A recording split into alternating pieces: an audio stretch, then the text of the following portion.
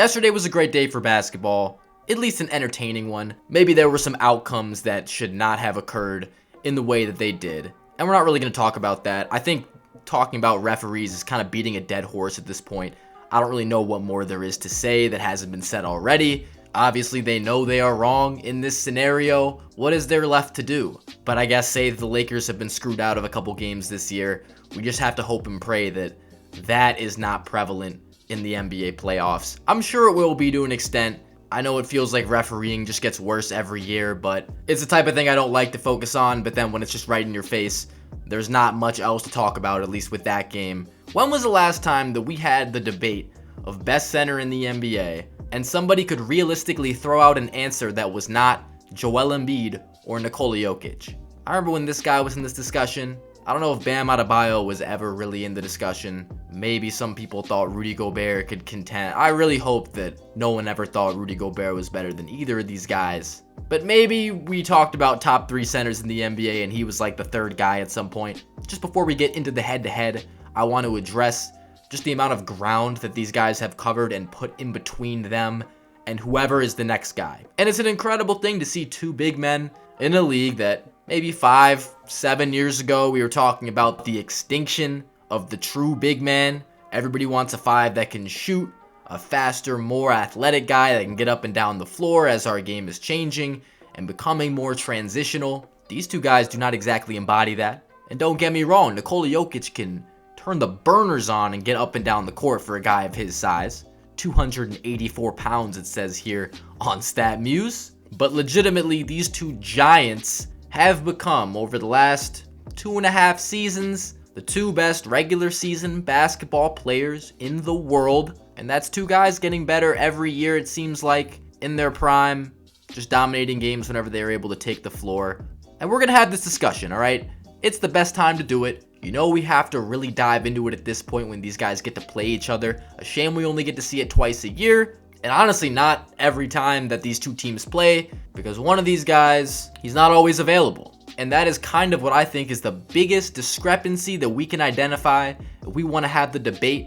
Listen, I think most people, like if you ask the general NBA fan, if we did a poll, I did a poll on this channel like a month or 2 ago. I think it was after Joel Embiid was on that super hot stretch. He had like 59 against Utah, coming after 40 against the Hawks. So he had like 100 points in the span of literally like a day. And yet and still, I wanted to test the power of recency bias. I think Joker won this poll in a blowout. So how much has really changed besides this one game of their head-to-head to sway this poll? But man, people love to roll those takes out, especially when some shit like this happens. First of all, what a game. I mean, awesome to see both these guys going at it, and really interesting to see the types of defensive strategies that Doc Rivers employs in the second half of this game, playing PJ Tucker out on the big man.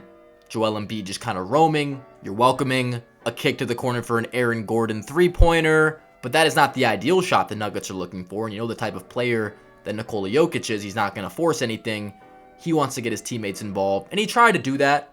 But a lack of shot attempts in the second half, they were able to effectively take him out of the game onto the scoring front, and his teammates were not able to save him. And it provides a really interesting blueprint for maybe how we see teams try to defend Nikola Jokic in playoff situations, or even just down the stretch of games if they have the facilities to do so. Now, not every team has a looming presence like Joel Embiid that truly guards the basket and deters drivers, slashing players. Personally, I'm not looking at this as the recipe of how to stop Nikola Jokic. I don't think I've ever seen anybody do this before. So now Mike Malone and company and Nikola have seen this strategy, and surely they can find a way to counter. It is worth noting the head-to-head record. Yes, most of these games have taken place in Philly. Coincidentally or not, most of these games have resulted in a W for Joel Embiid and the 76ers. Does this mean anything?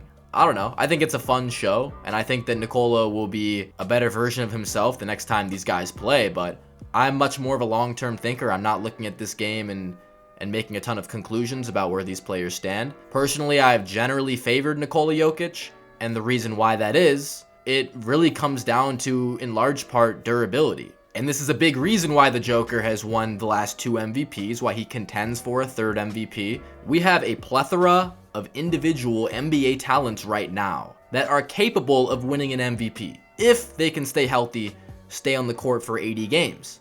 And the reason why they don't win MVP, or they aren't beating out a guy like the Joker, is because they're not playing as many games as him. Durability wins in the end. Availability is the best ability, as some would say. Joel Embiid, we understand the narrative. Guy is not healthy enough, especially around playoff time. And he has a reputation of not being great in the playoffs, folding under the pressure in certain big games that he may or may not have been injured in. Now I know most recently, the last couple of years, he has definitely played through injuries, and he has not made it out of the second round ever. But early on in his career, he had some tough playoff series where he just wasn't ready.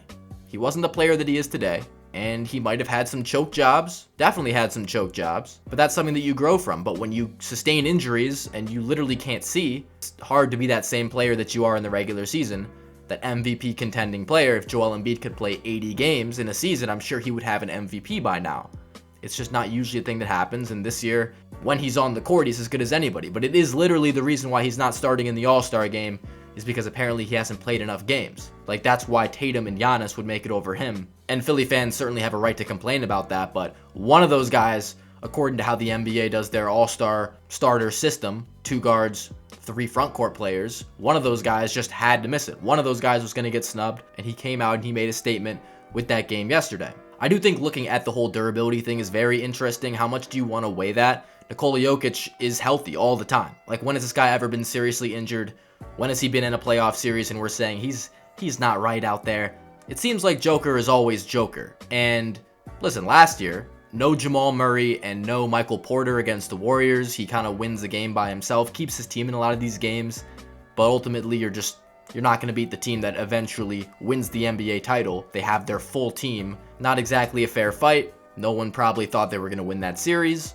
The year before against Phoenix, the team that eventually goes into the finals with no Jamal Murray. Definitely a series that you could look at and see some deficiencies going up against DeAndre Ayton and having some good games, but certainly not perfect, getting thrown out. This game yesterday was a great game. It was just one of 82, and a lot of these Joker haters that are coming out of the woodwork calling out the use of advanced stats. Listen, I don't know what a lot of these advanced stats really mean, but people just always need a source, factual data to back up a claim, and I think that's why the advanced stats get thrown around so much. Surely they do have relevance in what they indicate over the course of an 82-game season, but the reality is that not all 82 games can be weighed the same, and surely none of these 82 games can be weighed as much as the 16 games or however many games you're playing in the NBA playoffs every year. This is what wins Joker his MVPs, because he's out there every night, and he's dominant, and he's great every night, and he wins his team games. Now, what are the arguments that you can make for Joel Embiid to be better than this guy as a basketball player?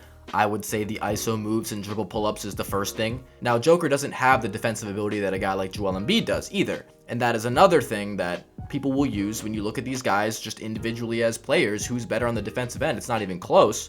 One guy truly protects the rim and deters drivers, and the other guy, Joker, has kind of a reputation of just not being a very good defender, especially in the pick and roll, a guy that you can definitely target. You want to switch on you as a guard, and he will try as hard as he can not to switch, but that can cause for lapses in pick and roll defense, and we've seen that as a strategy. Certain teams that are equipped to expose those weaknesses. We need to see a healthy Joel Embiid in the playoffs to know, and we just don't see that. And is that a knock on him as a player, that he can't stay healthy enough in the playoffs? Like last year, it was a freak accident. Like, he just got elbowed in the face by Pascal Siakam, and then he can't see. Or he has a concussion, he has to put the mask on, and that totally fucks up how you play. Because if Joel Embiid did play 80 games, he'd probably have an MVP, probably have one of those Joker MVPs, and if he was healthy in the playoffs, he'd probably have made it out of the second round by now. Embiid's a better defensive player, he's got the dribble pull-up game, he can hit the mid-range shot. Now, Nikola Jokic can hit this shot. He's reluctant to shoot pretty much outside of 10 feet at a high clip. He will if he has to, but I think that's what makes his offensive game so good, is because the shot that you get with him guiding your possession is always going to be great.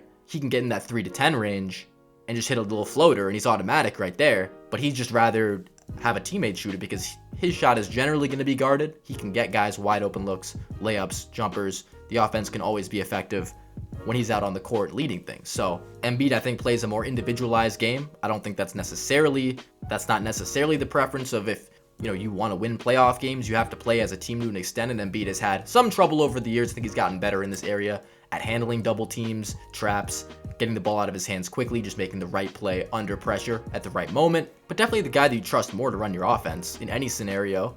is Nikola Jokic. Embiid can bail you out better, I think, but that's not something you can rely on consistently. I think things are a lot easier for Embiid on offense with James Harden to be your pick and roll initiator because he can get him so many great shots. The way that he can dice up defenses and get you the ball at the perfect position, get him that ball at the elbow, and he's automatic. Listen, it's going to be really intriguing. The Sixers are playing really great basketball right now. They've been on a tear, kind of going under the radar a little bit, but this game, maybe it wakes some people up to just how they're doing it. Albeit top heavy, this is a very talented basketball team. They don't go super deep, but definitely someone to watch out for. As they establish more chemistry, they build more of a rhythm. It seems like they are definitely finding their footing as a collective. The Nuggets are the same way, just quietly been great, probably going to finish with the first seed.